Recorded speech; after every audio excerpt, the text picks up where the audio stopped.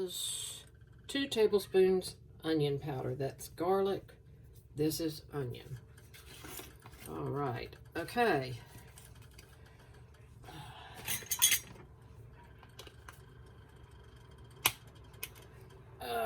Pause.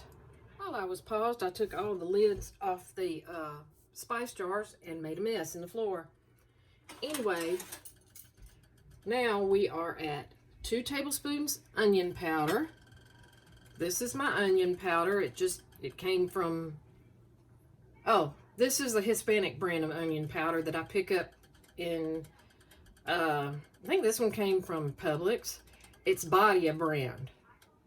And this requires 2 tablespoons onion powder. And things like this I don't measure in my hand, even though I probably could.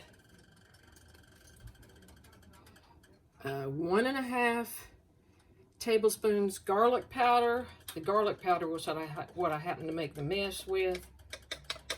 So it's 1. That's going to be the 2.5. I have more garlic powder. I just need to get it out and fill the container up.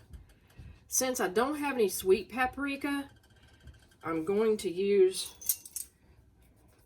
a regular paprika. And I'm going to use half of it. It calls the recipe calls for 2 teaspoons. I'm going to put 1 in there. Calls for 1 teaspoon of kosher salt. Hang on.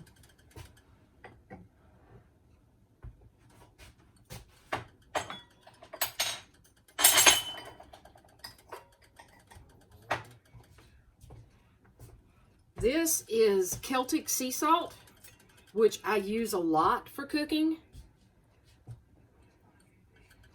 I mean, a lot. 1 teaspoon smoked paprika.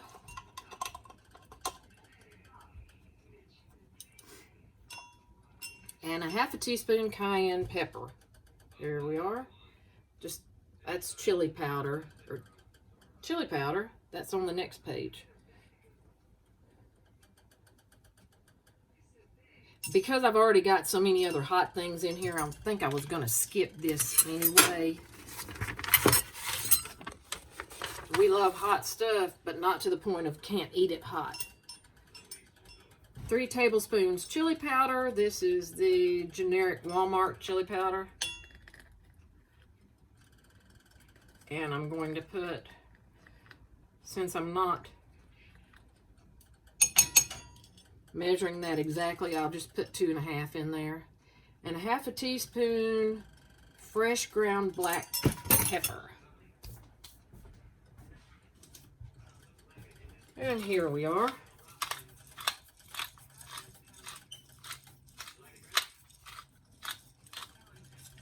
That's my black pepper. Now,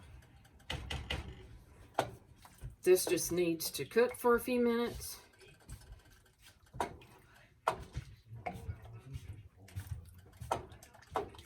In my pot. And let's see, turn to low heat and simmer 10 minutes or until ready to can. Yeah, I got to break up all the spices and everything in there and get it mixed real well. And I don't always taste things, but I'm going to taste this because it's got a lot of spices in it.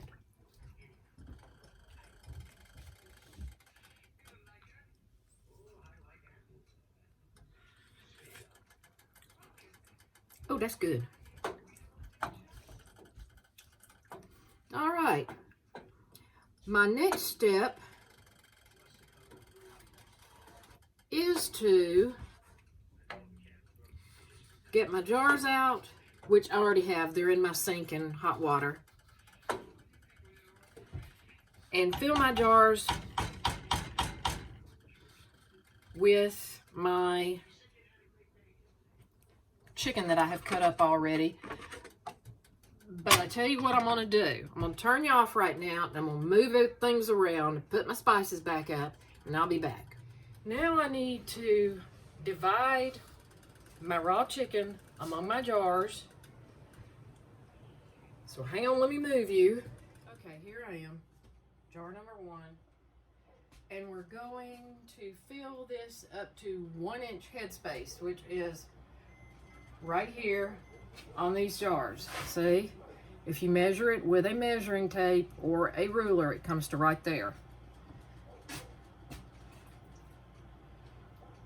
And I had all this chicken cut up before I started doing this, because I went ahead and prepped everything this morning instead of having to do it with y'all sitting there waiting on me, being bored to death. All right, I've got that much in that jar, and we're gonna go from there. There is something I would like to tell you. If you have any type of aversion to touching anything slimy, this will do you in. Because putting raw chicken in jars can be the worst thing you've ever felt in your life. Or if alternately you loved playing slimy stuff, this is the job for you. And that's jar number 4. We are going to try this way. I'm not sure if you'll be able to see it. I do hope my jars don't break from thermal shock, because this is very hot and the jars have cold chicken in them.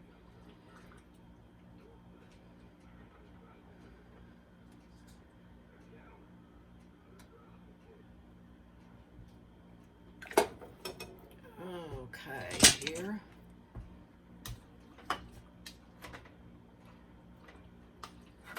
Oh, and this is not going to work this way.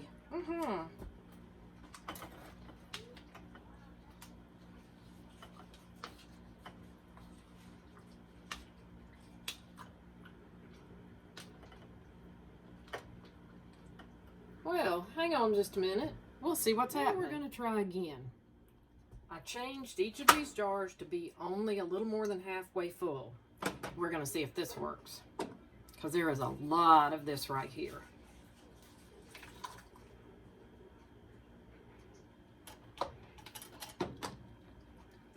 Which by itself can be canned anyway.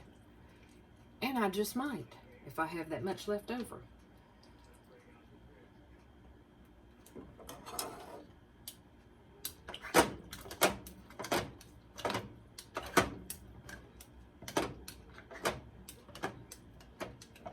And I also might bring the immersion blender over here and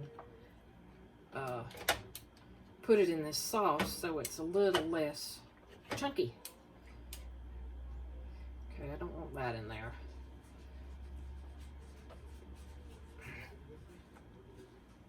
Oh well. I will live if that doesn't come out. Oh, that was hot.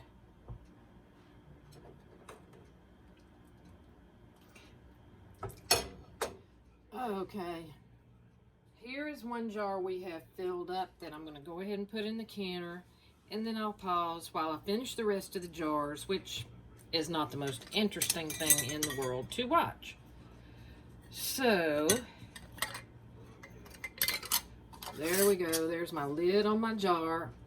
Ooh, that's cross-threaded. Finger tight. And into the canner.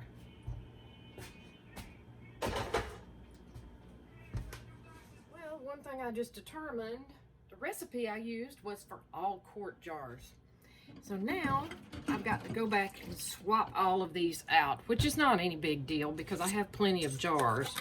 It's just this stuff is hot. So yeah, that's gonna be fun.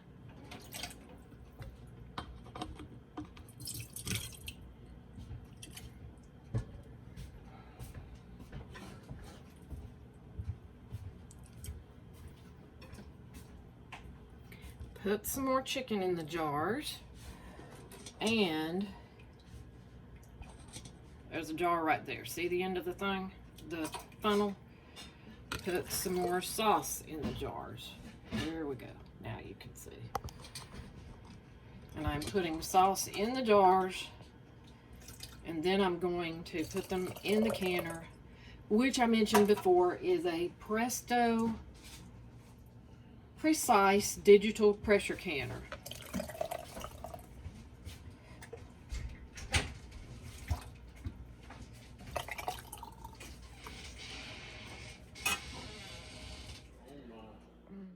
Okay, we're back again.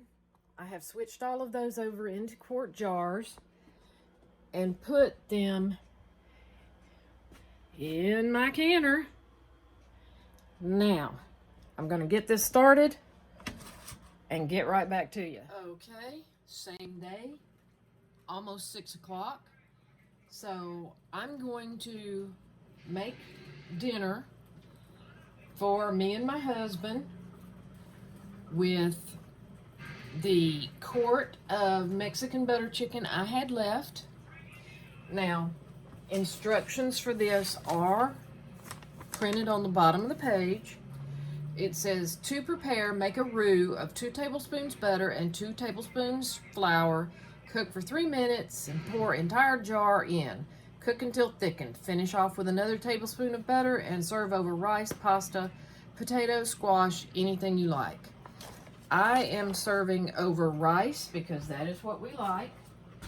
My rice is currently cooking on the stove. I just turned it. It's come to a boil and I've just turned it down. So now it's going to sit there and soak up all the water. I have butter in my cast iron frying pan.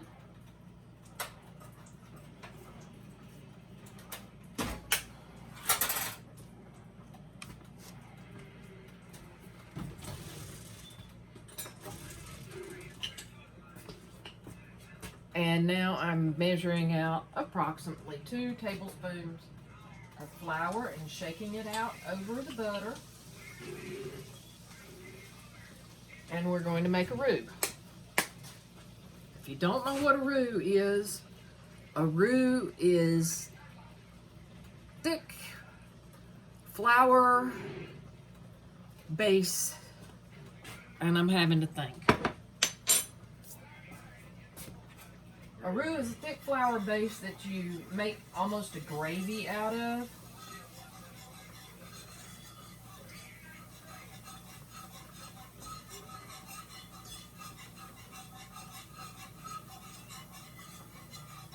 Hang on, I'll show you.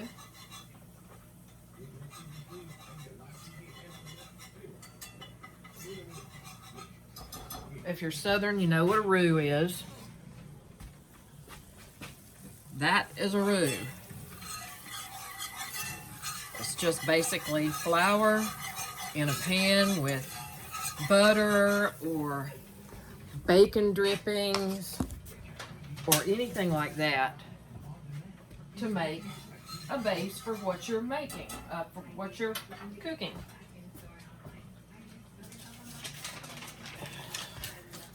And you can tell from my papers I'm a very messy cook. But when I cook, it's good.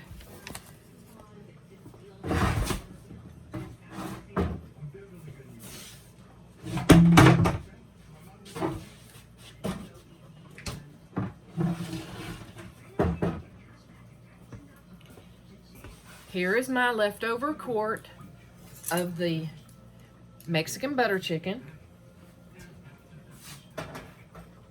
My canner only holds 5 quarts, and this is quart number 6, so that's why it's for dinner tonight.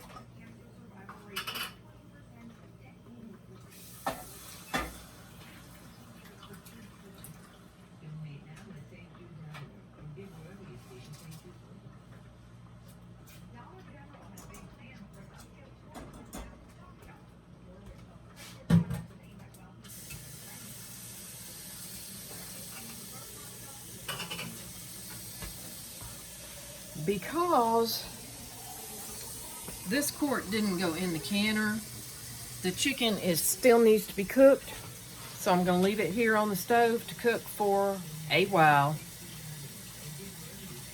How long a while might be, I don't know. probably until the rice gets done, so roughly 20 minutes.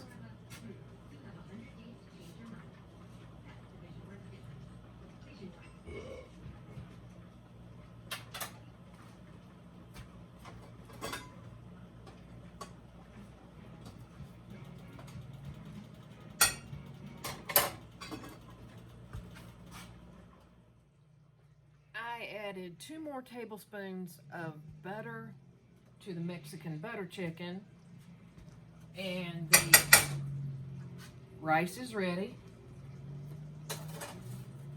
This appears to be ready too. Everything looks nice and cooked the way it's supposed to. And I will check it to make sure.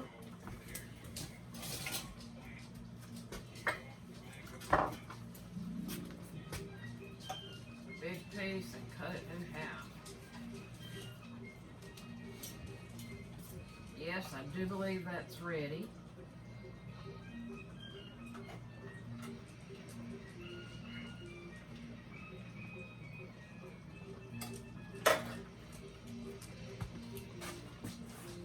See, that's ready.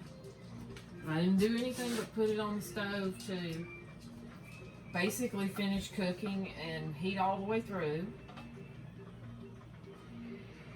Now, my husband likes this with rice. That's the reason I've done it with rice. You can also do it with potatoes, which we've had it over mashed potatoes before. It's equally as good. Pasta or squash. Now, the only pasta that I think I would have it over, this is me personally and my husband, is elbow macaroni. Like macaroni and cheese, elbow macaroni. And then squash is a suggestion, but to me that doesn't sound like something that I would like, so we're not going to have it over any squash.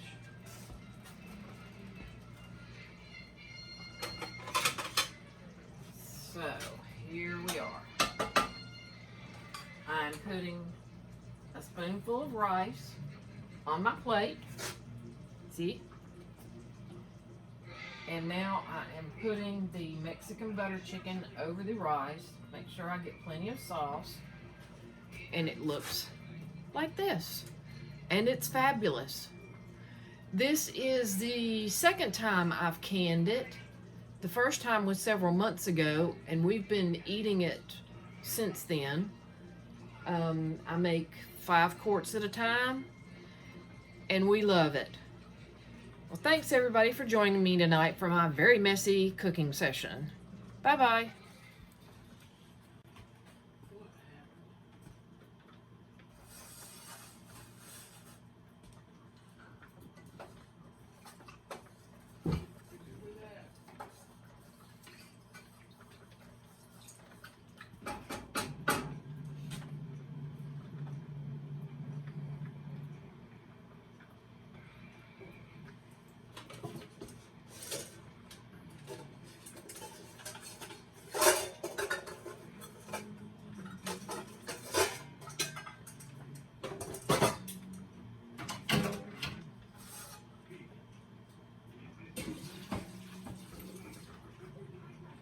I just got a whole nother helping of rice out of this pan.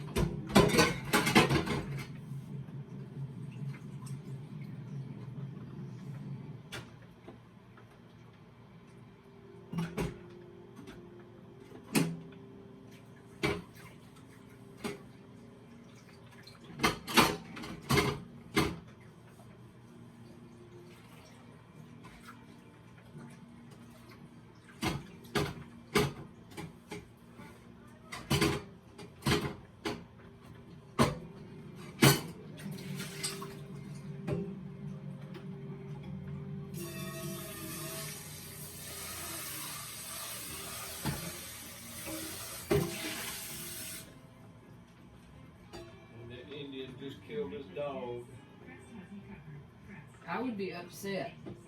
He didn't see it. He was inside.